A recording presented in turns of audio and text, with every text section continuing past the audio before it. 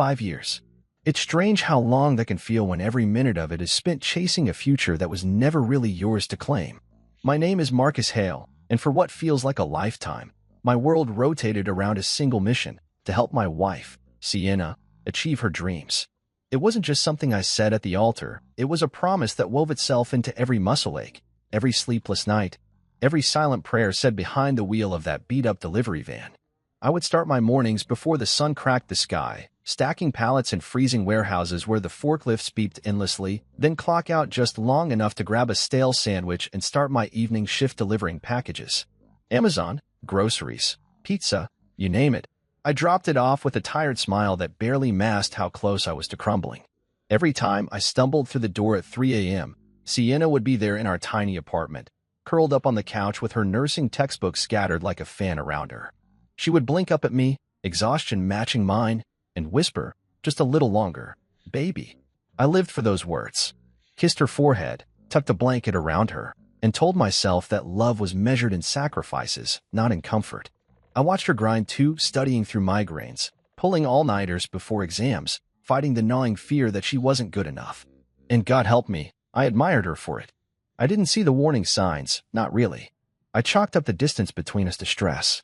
The way her laughter no longer filled the room like it used to, the way her eyes sometimes darted away when I said, "I love you," how she stopped asking me about my day. I thought we were just tired, overworked, climbing that steep hill together. Every time she cried about failing a mock test or doubted her abilities, I held her tighter, working harder to build the foundation she could stand on. I remember one night clearer than most, the night she got her acceptance letter into the nursing program. She screamed, leaping into my arms, her joy so blinding I forgot how heavy my own chest felt. "We did it," she cried. And in that moment, I believed it was true. We, not her. Us. A team. What a fool I was. Over the years, every dollar I earned funneled into her education. Books that cost as much as our monthly utilities. Lab coats. Clinical supplies. Gas money for hospital rotations. Meanwhile, I wore shoes with holes in the soles, and my idea of a luxury meal was adding bacon to a drive-through cheeseburger. It didn't matter. I convinced myself it would all be worth it in the end. That one day, we'd look back at the struggle and laugh, wrapped up in a better life we had bled together to build. That was the dream, wasn't it? Build her up so we could rise together. What I didn't realize, what I was too stupid, too trusting, too in love to realize, was that in her mind, the finish line wasn't the beginning of our next chapter. It was the end of my usefulness. I was the training wheels she couldn't wait to kick off once she learned how to balance without me. All the whispered promises, all the midnight forehead kisses, they weren't a covenant. They were a transaction with a hidden expiration date. And when it finally came due, I wouldn't even be afforded the dignity of a warning. There's a cruelty in hope. It blinds you to the moments when the people you love most start packing up pieces of themselves without telling you.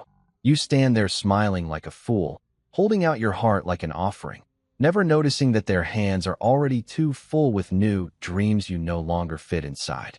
5 years of believing, of breaking my back to build a dream that was only meant for one of us. 5 years of just a little longer, baby, echoing in my ears, a lullaby masking a slow goodbye. I carried that hope like a fool carries a winning lottery ticket he never bothered to check, thinking it would save me, change everything, when really, it was just paper, worthless once the numbers were revealed. I wish I could say I saw it coming, that I noticed the way her hugs turned hollow, or the way she flinched when I mentioned the future. But love makes you blind in the most insidious way, not by covering your eyes, but by filling them with so much brightness you can't see the cracks forming in the foundation. I didn't see it. I didn't feel it until it hit me full force, like a sledgehammer to the chest. And by the time I realized the truth, there was no going back. Sienna Hale, the woman I built my life around, had already decided that the life we built together was a stepping stone she was ready to leave behind. And me? I was just the fool still standing at the bottom of the staircase, arms outstretched, waiting for a hand that was never going to reach back down. I didn't know what I was walking into that day. If I had, maybe I would have braced myself harder. Maybe I would have recognized the brittle tension in the air the moment I stepped through the door. But no. After all these years, some part of me still believed in happy endings. I had stopped at the store on my way home from the night shift, the exhaustion heavy in my bones, but the excitement somehow stronger. I'd grabbed a cheap bouquet of roses and a card that said "Proud of you" in big, stupid gold letters. I was ready to celebrate her. Us. Everything we had fought so hard for. But when I pushed the door open, the apartment was too still, too staged, almost like a set on a show where I was the only one who hadn't read the script. The champagne bottle caught my eye first, glinting in the sunlight like a trap. It sat in the center of the kitchen table, next to a neat stack of papers. And there she was, Sienna, radiant in her crisp white coat, the symbol of all those years of sacrifice made real. She looked like everything we had ever dreamed of. For half a second I smiled. Half a second before the pit opened under my feet.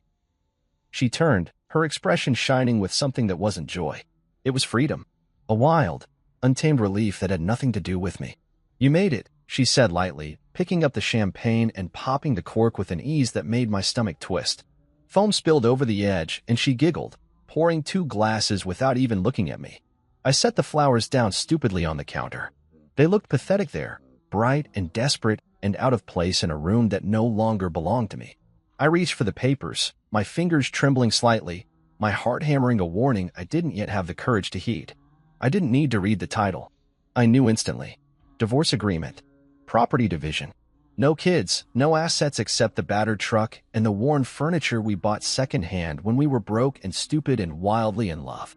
I lifted my gaze to hers, searching, pleading silently for some explanation, some hint of the woman I had given everything to. Instead, she smiled wider, clinking her glass against mine. "I need to grow without dead weight holding me back," she said, her tone breezy, as if discussing a new hairstyle. Dead weight. That was what I had become to her. A tether she no longer wanted dragging behind her now that she had the wings she needed. I didn't argue. Not because I agreed, but because I realized, standing there like an idiot in my work boots and warehouse uniform, that anything I said would only dignify the way she had already rewritten our history. Love hadn't died here. It had been methodically buried, replaced by ambition, by resentment, by a hunger for a life that no longer included me. I sat down heavily at the table, the chair groaning under the weight of the moment, and reached for the pin she had already thoughtfully placed beside the papers.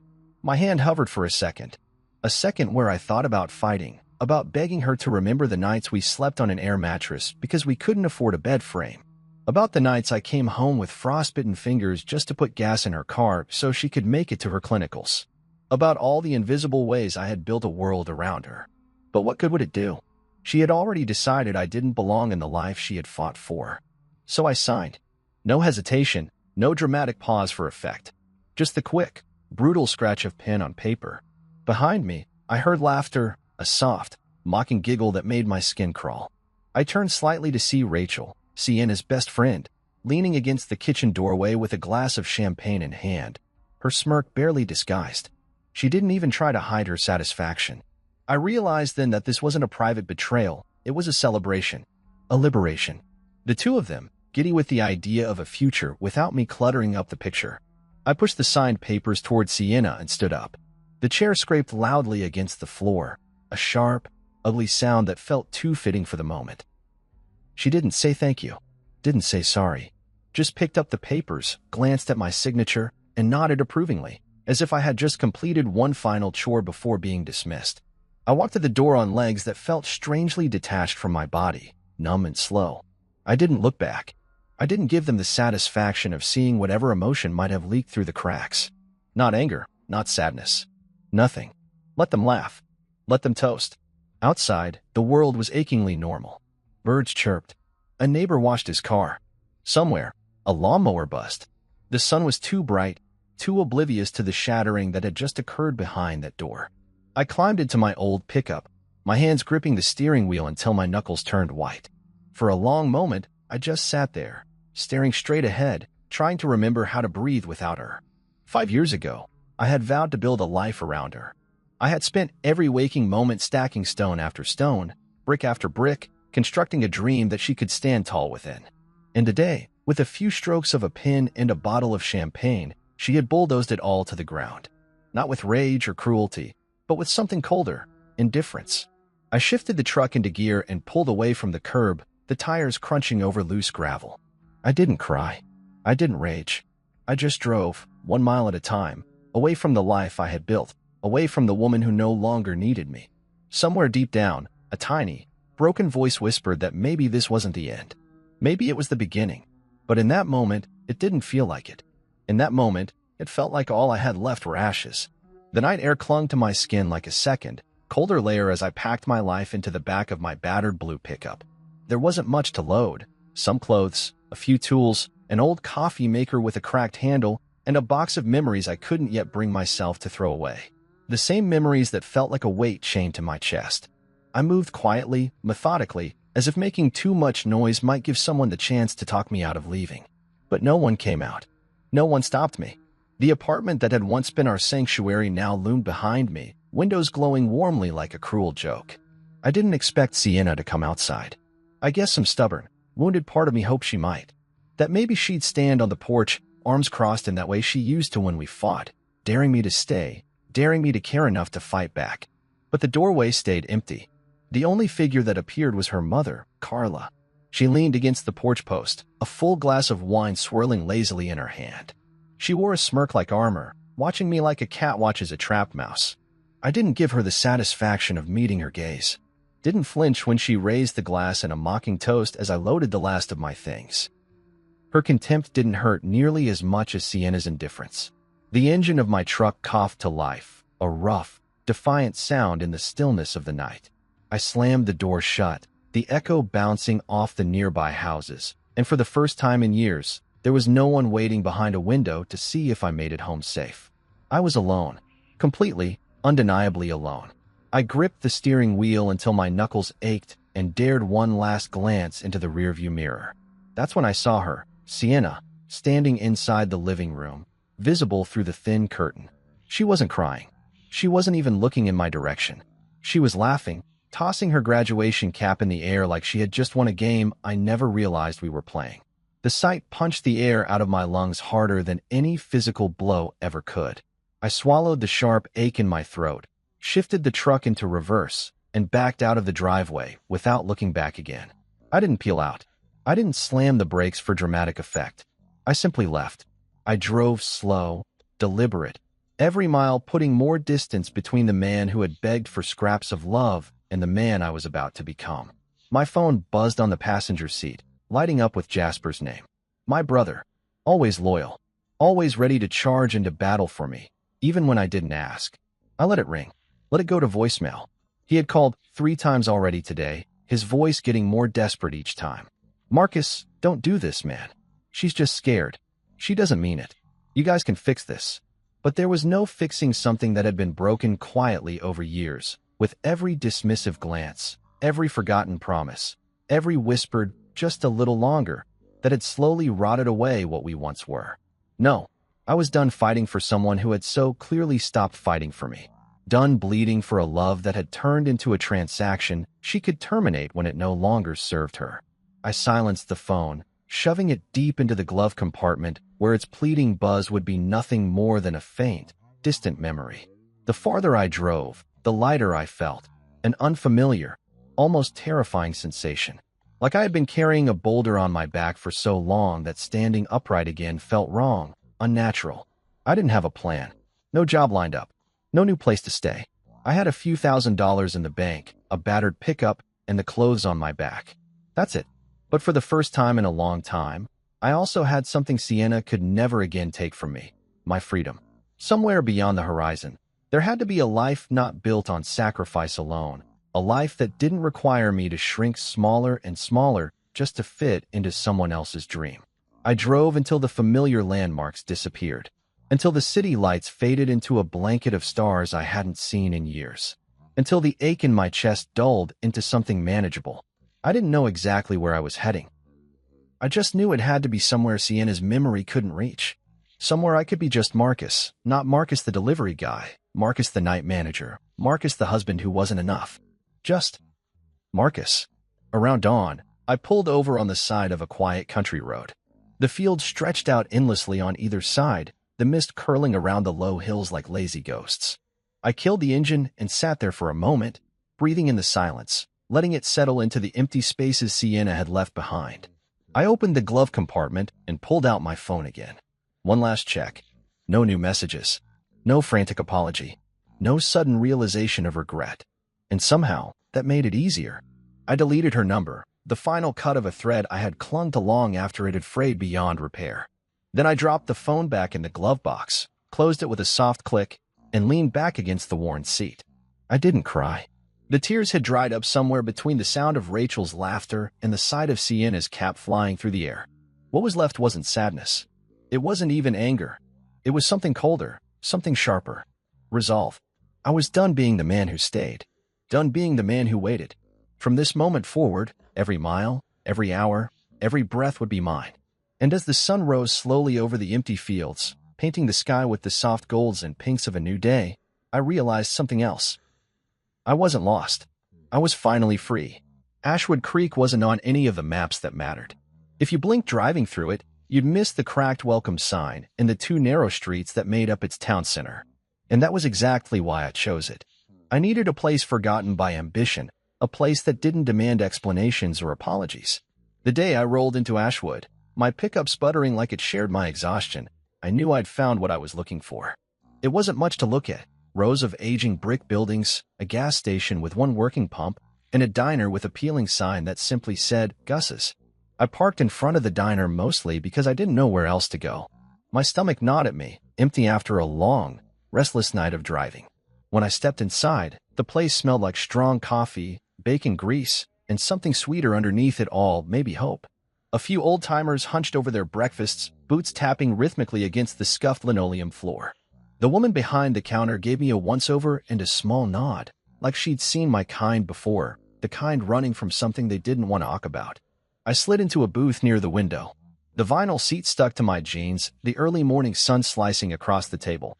Before I could pick up a menu, a gruff voice interrupted. Coffee.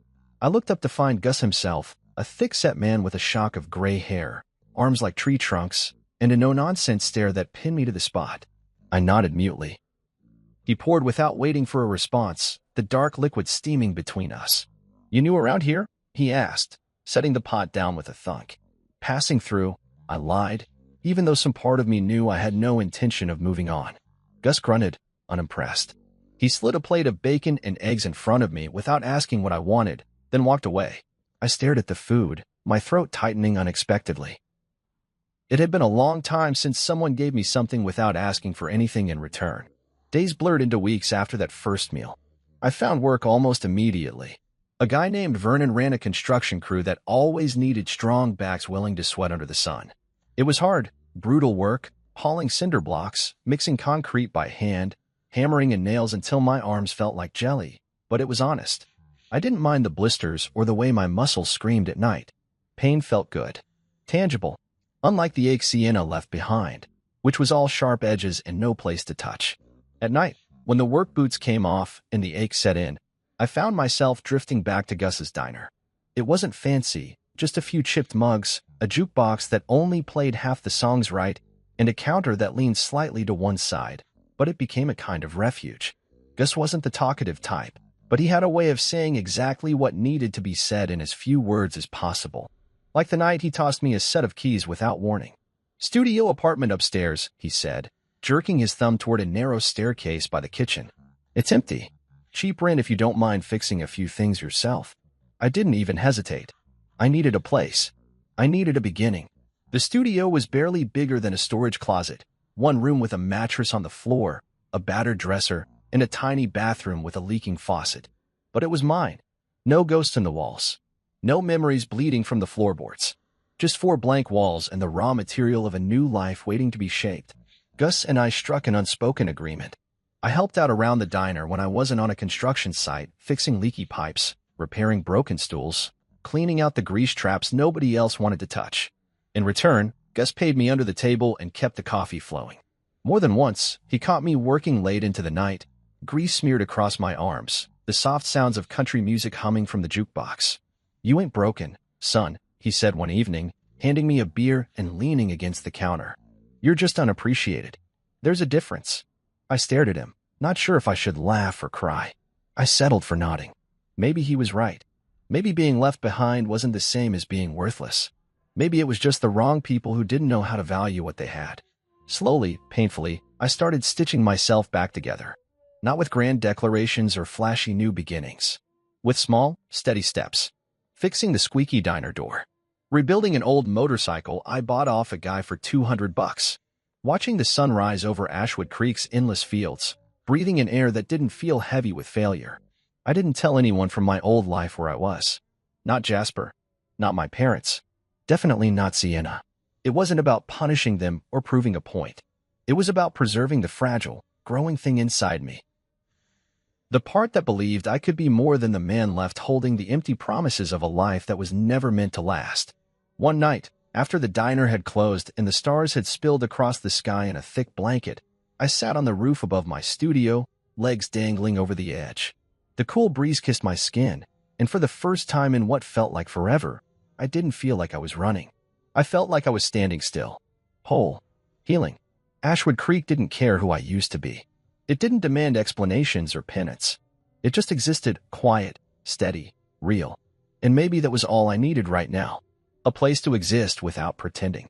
A place where I could finally remember who Marcus Hale was before love and loss twisted him into something he barely recognized. The road behind me was closed. The road ahead was uncertain. But for the first time in a long time, the road was mine. It didn't happen overnight. The feeling of belonging. It was like watching a sunrise creep across the horizon, slow, almost invisible at first, but undeniable once it warmed your skin. Ashwood Creek, with its peeling paint and weathered storefronts, became the background of a life I was quietly, stubbornly building. I wasn't Marcus Hale, the man who got left behind anymore. I wasn't anybody, really, and for the first time, that felt like freedom. I bought a house just outside town, a sagging old place with a crumbling porch, vines crawling up the sides like it was being slowly swallowed by nature. The roof leaked when it rained. The front steps were rotted through. Most people would have laughed and driven by. But when I stood there with the keys in my hand, I saw potential. It was mine. It didn't have to be perfect. It just had to be mine. I spent every spare hour fixing it, replacing floorboards, sealing leaks, hauling scrap wood from job sites. Every nail I hammered into place felt like reclaiming a piece of myself. The locals started to notice me, not in the intrusive, city kind of way, but in the way of small towns where a nod at the grocery store meant acceptance. Gus introduced me to a few guys at the VFW hall, and before long, I was helping out with their weekend projects, repairing fences, building wheelchair ramps, hauling firewood before the first snows hit. It wasn't glamorous. It wasn't the life I had once dreamed about when Sienna and I plotted our future over late-night takeout. But it was real, solid under my boots. Honest in a way that left no room for the kind of betrayal I'd left behind. And then there was Delilah. I met her on a Tuesday afternoon, the kind of humid day where the air sticks to your skin and the clouds hang low like they're too tired to rain. I was fixing the porch rail at the diner when a silver SUV pulled into the gravel lot, dust kicking up behind it. She stepped out with a camera slung around her neck, her hair pulled back in a messy knot, wearing scuffed boots and a denim jacket that looked like it had seen 100 road trips. She glanced around with a kind of wide-eyed curiosity, like she was cataloging the details of the world around her. Our eyes met, and she smiled, a simple, open thing that hit me harder than I expected. I nodded, wiping the sweat from my forehead with the back of my hand. She walked over without hesitation. "You're not from around here," she said, her voice light, teasing, not accusing, just an observation. I shrugged. "Guess that makes two of us." She laughed, the sound low and genuine. It wasn't a flirtatious laugh, not the polished kind Sienna used to deploy like a weapon. It was easy, honest. She introduced herself, Delilah Moore, a traveling photographer documenting small towns across America. I didn't have much to say about myself, and she didn't pry. She just sat on the porch steps while I worked, snapping photos of the diner sign, the chipped coffee mugs through the window, the way the afternoon sun turned the dust into gold. Over the next few weeks, she kept showing up. Sometimes she ordered a slice of pie and nursed a cup of coffee for hours, flipping through her photos. Sometimes she sat at the counter and swapped stories with Gus, making the old man laugh in a way I hadn't seen before. And sometimes she found me, wherever I was patching a fence or tuning an engine, and asked if she could take my picture. At first, I said no. I didn't want to be captured, frozen in time as the broken man who ran away. But Delilah had a way of looking at you that made you feel seen, not judged. Not pitted, just seen.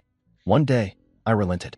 She snapped a few shots of me sanding down a motorcycle frame behind the diner.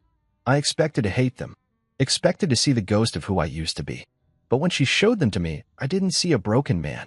I saw someone still standing, still fighting. Delilah didn't ask about my past. She didn't push. She just let me exist beside her, quietly, steadily, until it felt natural to open up. Sitting on the tailgate of my truck one night, under a sky so full of stars it looked like it could swallow us whole, I found myself telling her things I hadn't said out loud in years. About the 5 years of tomorrows I gave to someone who never planned to stay. About the nights spent wondering what I could have done differently. About the quiet rage that sometimes still curled in my gut when I thought about Sienna's laughter as I drove away. Delilah listened. She didn't interrupt, didn't offer easy platitudes. When I finally ran out of words, she reached over and took my hand in hers. Simple, certain, grounding. You deserve to be loved where you're celebrated, she said softly, not tolerated.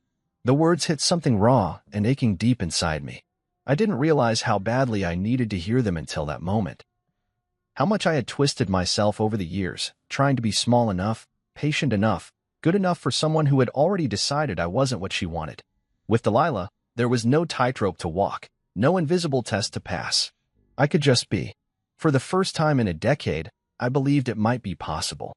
That maybe I wasn't too broken. That maybe being left behind wasn't the end of the story, it was just the beginning of a new chapter. One I would write on my own terms, with my own hands, on the porch of a crumbling house that I would make strong again. And this time, I wouldn't be chasing someone else's dreams. This time, I would be living mine. Back in the city, the life Sienna had fought so hard to build was beginning to unravel, thread by thread, while I was learning how to breathe again. Of course, I didn't know it then. I had stopped checking, stopped wondering. In my mind, she had gotten everything she ever wanted, the degree, the freedom, the fresh start without me weighing her down. I imagined her thriving, smiling that dazzling smile she used to flash when she talked about her future. I figured she had erased me the way a teacher wipes a chalkboard clean, quick and efficient, no trace of what had been written before. I was wrong. Sienna's world wasn't the glossy fairy tale she had envisioned. The new life she crafted with such precision quickly started to show its cracks. Rachel, her so-called best friend, the one who toasted my exit with a glass of champagne, turned out to be less of a support system and more of a wrecking ball. Partying every night, dragging Sienna into scene after scene she had no real stomach for. Nights that started with laughter and ended with shame. Mornings spent scrubbing at regret with coffee and sunglasses and 1,000 whispered lies about how this was all just a phase, just a little fun before real life began. Then there was Carla, her mother, whose constant hovering and judging only amplified every little failure Sienna tried to hide. Carla didn't see a daughter carving out her independence. She saw an extension of herself, a trophy she could parade at brunches and charity events. Every mistake Sienna made, every job application that was ignored, every relationship that fizzled, became another lecture, another reminder that she wasn't living up to the image her mother had painted for her.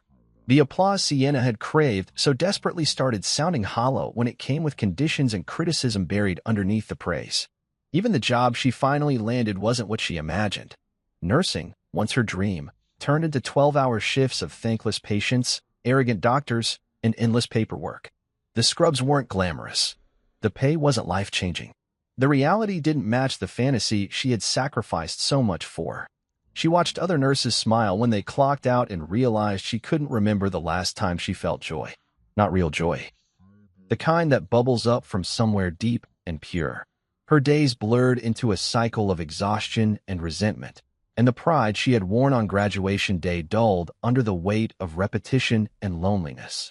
Loneliness, that was the worst part. The men she dated were a carousel of the same smiling faces, the same empty promises. None of them stayed long. None of them really knew her.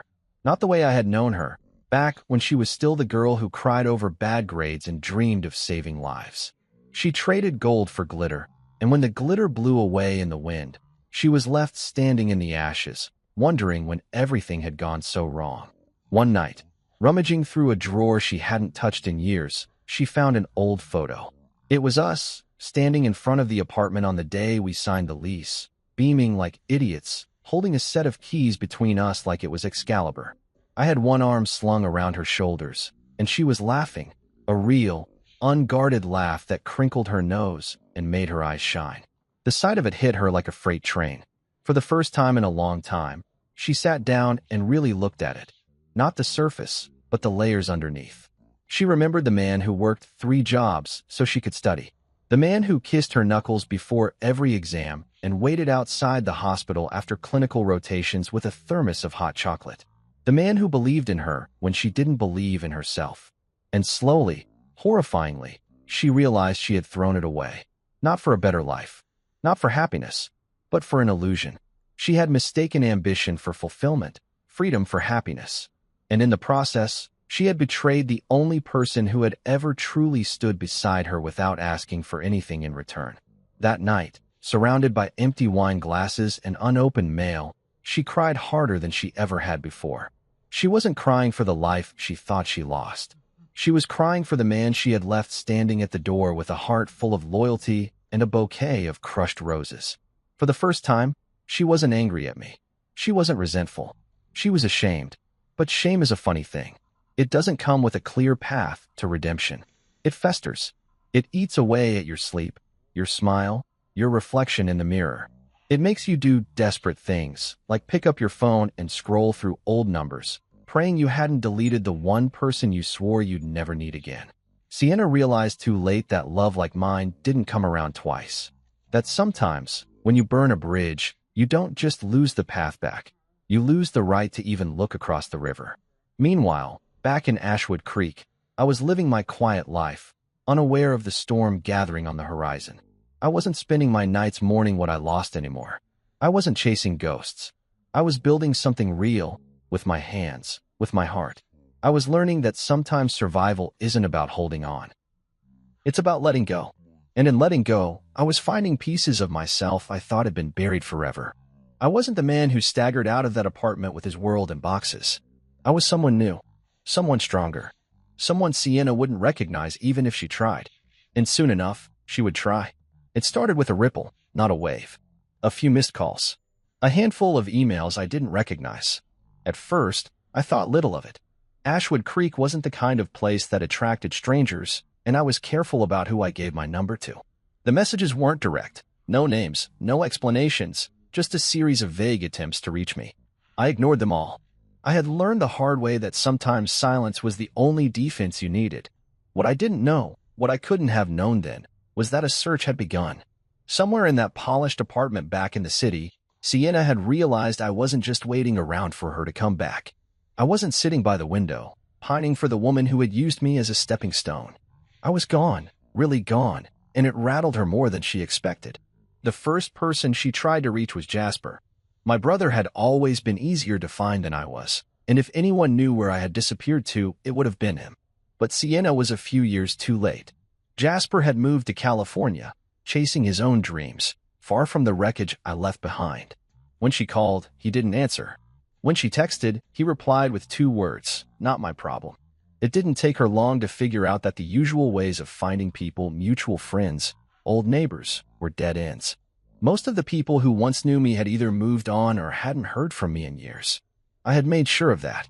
When I left, I didn't just pack up my things. I packed up my entire existence. No breadcrumbs. No forwarding address. I didn't want to be found. Not by her. Not by anyone. Desperation must have crept in then, turning into a frantic, blind scramble. She turned to social media, trawling through Facebook groups, LinkedIn profiles, any digital footprint she could find. It didn't take her long to stumble across the diner's page, Gus's Diner, the old name still lingering in the metadata. Except now, it wasn't Gus's anymore. It was the Second Chance Cafe. New name, new owners, new life. She messaged the page, hoping whoever ran it could lead her to me. She probably imagined me still washing dishes in the back, still stuck in the same small loop of existence she had discarded. But the page was managed by Gus's niece now, and she didn't recognize Sienna's name, didn't know my story. She ignored the message. Another dead end. Frustrated, Sienna got in her car and drove to my parents' old neighborhood. The house she had once visited for Sunday dinners was gone, sold to a family with 3 kids and a dog that barked at her when she knocked. Strangers answered the door, giving her polite but wary smiles before shaking their heads. No Marcus Hale here. No one by that name. No one who cared. The panic bloomed full force then, wrapping around her throat like a vice. It's funny how you can walk away from someone thinking you've won, only to realize later that you were the one who lost everything that mattered. She thought she had all the time in the world. That if she ever wanted, she could just turn around and I'd be there, waiting like some loyal, broken thing too stupid to realize he deserved better. But the man she left behind wasn't waiting anymore. He was living. Back in Ashwood Creek, I had no idea of the chaos unraveling miles away. I was too busy sanding down the frame of an old Harley, grease staining my hands, the smell of oil and sun-warmed metal filling the air. Life was simple here. Honest. If I wasn't working at the bike shop, I was at the diner or tinkering with the house, slowly turning it from a sagging wreck into a place that felt like a home. Delilah's laughter often drifted through my days now, a low, easy sound that warmed places inside me I thought had permanently gone cold. She never pressed when I seemed lost in thought, never tried to fix what wasn't broken. She just stood beside me, silent and steady, while I learned how to be a man who didn't define himself by the love he lost. If Sienna's search had a soundtrack, it would have been the frantic pounding of keys against a laptop, the shrill, unanswered ringing of phones, the hollow click of messages sent and ignored. The harder she searched, the more she realized how completely I had slipped through her fingers. And with every dead end, the truth grew harder to ignore. She hadn't just lost me. She had lost the version of herself that mattered. The man she discarded wasn't broken anymore. He wasn't limping after her shadow. He wasn't begging to be seen. He had disappeared into a life better, quieter, stronger than the one she traded him for. When her desperation finally curdled into panic, she did what all desperate people do. She tried harder, grasping at anything that might lead her back to what she didn't appreciate until it was too late. Old acquaintances, old numbers, even random chance meetings in the city, she cast her net wide, hoping for a miracle. But miracles are for the faithful, and Sienna had abandoned faith the minute she signed those papers with a champagne toast. And somewhere deep inside, she must have started to understand the most terrifying truth of all. Sometimes when you burn a bridge, it doesn't just collapse behind you. Sometimes it collapses beneath your own feet too.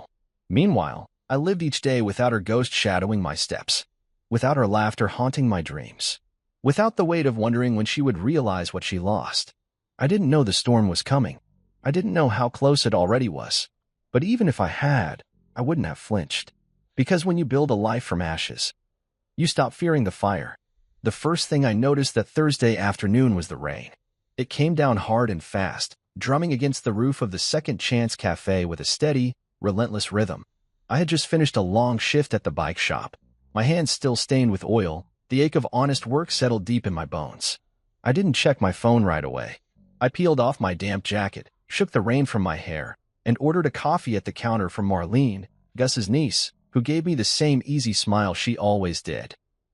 It wasn't until I sat down at my usual corner table, the one near the window that overlooked Main Street, that I dug into my pocket and fished out my phone. The screen lit up like a flashing red alarm, 169 missed calls. I stared at it, the numbers not making any sense at first. I scrolled through the call log. Every single one came from the same unknown number, rapid fire, sometimes minutes apart. Whoever it was, they hadn't given up easily. Curiosity won out over instinct. I thumbed the screen and called the number back. It barely rang once before it connected. Marcus. The voice on the other end was raw, shaking, almost unrecognizable. But I knew it. Some things, no matter how much you want to forget them, etch themselves into your bones.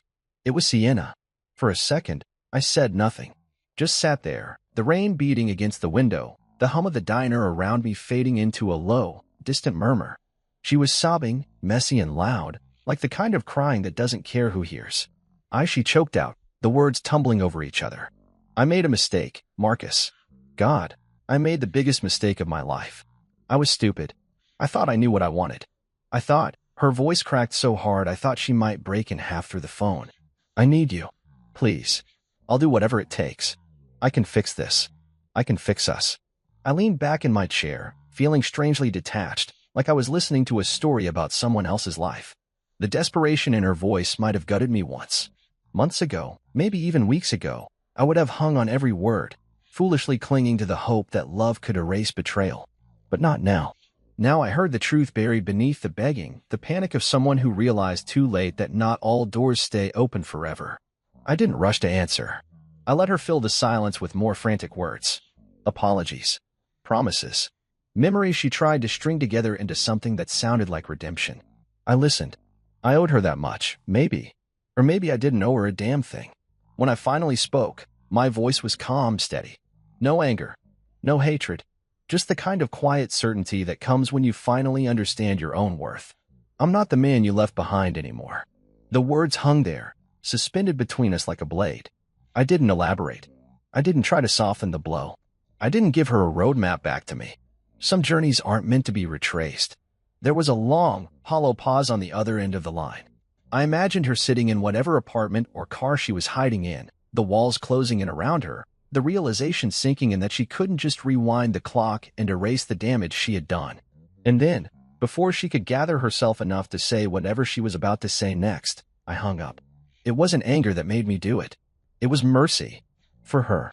For me. For the boy I had been who would have clung to the fantasy that love could heal everything if you just wanted it badly enough. That boy deserved peace, and the man I was now was finally strong enough to give it to him. I set the phone down on the table, face down, and wrapped my hands around the warm mug of coffee Marlene had set in front of me. The heat seeped into my palms, grounding me. Around me, life went on. Gus argued good-naturedly with a customer about the weather. Someone dropped a spoon and cursed under their breath. The jukebox in the corner crackled to life with an old country song about losing and finding yourself again. The rain blurred the world outside into a smear of gray and silver, but inside, I felt clear for the first time in years. Delilah slid into the seat across from me without a word, her damp hair curling around her face, a knowing look in her eyes. She must have seen something in my expression because she didn't ask what happened. Didn't need to. She just reached across the table and squeezed my hand, her touch firm and steady. I squeezed back, a small, silent thank you for her understanding. Sienna's voice echoed faintly in my memory, but it didn't hurt the way it used to. It didn't crack me open or drag me under. It was just another sound, another closed door behind me. She had made her choice. And finally, so had I. Outside the window, the rain began to slow, the heavy drops tapering off into a soft mist. The world beyond Ashwood Creek would keep spinning, full of regrets and what-ifs and people chasing the past like ghosts they could never quite catch. But me? I wasn't chasing anything anymore. I was already home. 2 days later, the storm didn't come from the sky. It walked straight through the door of the Second Chance Cafe. It was a Saturday morning, the kind that usually hummed with slow conversation and the smell of fresh biscuits drifting through the air. I was behind the counter with Gus, wiping down mugs and chatting about the upcoming county fair, when the bell above the door jingled violently, announcing something more than just a customer. I didn't have to turn around to feel the shift in the room. Conversation stalled. Forks froze halfway to mouths. Even the jukebox seemed to stutter and fall silent. I knew before I even looked who it was. Sienna stood in the doorway, drenched from head to toe, her mascara smeared in dark tracks down her cheeks, her hair clinging wetly to her face. She wore a jacket that was far too thin for the weather, her hands trembling as she clutched a soggy purse to her chest like it might anchor her. She looked nothing like the woman who had stood in our kitchen 5 years ago, radiant and triumphant, popping a champagne cork over my broken heart. Delilah sat at the counter a few stools down, cradling a cup of tea in her hands. She turned her head slightly, registering the scene without panic, her expression calm but alert. She didn't speak. She didn't move. She just watched, her presence a silent wall of strength beside me. Sienna's eyes locked onto mine, and for a moment, the whole world narrowed down to just the space between us. She stumbled forward a step, her voice breaking the thick, stunned silence of the diner. "Marcus, please." She dropped to her knees on the checkered floor with a soft thud that echoed far louder than it should have. Gasps rippled through the cafe. Forks clattered onto plates. Someone whispered a sharp curse under their breath. She crawled toward me, clutching at my hand where it rested on the counter, her fingers cold and trembling. Tears mixed with the rain on her face, making her look almost childlike in her desperation. "I'm sorry," she sobbed, voice ragged. "I'm so sorry. I didn't know what I was doing. I was stupid. I was selfish. She hiccuped, gasping for air. I thought I needed to find myself, but I only lost everything that mattered." The diner was deathly still, everyone holding their breath, waiting to see what I would do. Gus leaned against the doorway to the kitchen, arms crossed, his mouth tugged up in a wry smile that said he had seen 100 tragedies play out before, and this one wouldn't break the world. I knelt down beside her, not because I wanted to soothe her, but because I needed her to hear me, to see me, without the barrier of height or distance. I looked into her eyes, the same eyes I had once memorized, the same ones I had once sworn to protect, and I saw nothing but the wreckage of choices she couldn't undo. I spoke softly, so only she could hear over the quiet murmur of stunned diners. "You taught me how to be invisible," I said, my voice low and steady. "You taught me that loyalty, sacrifice, love, they didn't matter if they weren't convenient for you." She shook her head fiercely, mouthing no over and over again, but I kept going. I needed her to understand this wasn't anger talking. It was clarity. "You made me a ghost," I said. "Now you'll learn how it feels." I stood up slowly, feeling the weight of every eye in the room. I could feel Delilah's steady gaze, like a tether keeping me grounded. Sienna stayed on her knees, looking up at me with a shattered expression, reaching out one last time like a drowning woman grasping for a lifeline. But I had no lifelines left to give her. Without breaking eye contact, I walked over to Delilah. She set her tea down and rose to meet me without hesitation. I reached for her hand, the same hand that had held mine through rebuilding days and long, silent nights. The hand that never demanded anything but gave everything freely. I lifted her hand to my lips and kissed it gently, reverently, in front of everyone, in front of Sienna. The meaning was clear. This was my life now. This was where my loyalty, my love, belonged. Delilah smiled softly, squeezing my hand in return, not to mark territory or claim a victory, but simply to remind me that I wasn't alone anymore. That I didn't have to carry old wounds like battle medals. Sienna let out a low, broken sob that seemed to shatter against the walls of the diner. I didn't look back. I didn't need to. As I led Delilah toward the door, the rest of the diner began to buzz with movement again, forks scraping plates, conversations picking up awkwardly. Life, refusing to pause for one woman's regret. Gus tipped his imaginary hat to me as I passed, a silent salute I understood without needing to hear the words. Outside, the rain had eased into a fine mist, soft and almost forgiving. I helped Delilah into my truck, climbing in beside her. For a moment, we sat there in the quiet, the windows fogging slightly from the heat of our breathing. Delilah rested her head against my shoulder. "You okay?" she murmured. I thought about it. Really thought about it. About the years I spent loving someone who couldn't love me back. About the nights I wondered if I would ever feel whole again. About the long, brutal climb out of the pit Sienna had left me in. I turned my head, pressing a kiss to Delilah's temple. "I'm better than okay," I said. "I'm free." As I started the engine and pulled away from the diner, from the wreckage of a life that wasn't mine anymore, I realized something that made me smile. Some ghosts aren't meant to haunt you forever. Some ghosts are meant to teach you how to live again. Life didn't snap back into place like a rubber band after that day. It didn't miraculously erase the years I spent trying to make myself small enough for someone else's dreams. Healing wasn't a straight road in Ashwood Creek. It was winding, full of little detours and unexpected stops, but it was mine. Every scar, every crack in my heart, every rough edge I'd once tried to sand down for the sake of someone else's comfort, none of it needed to be hidden anymore.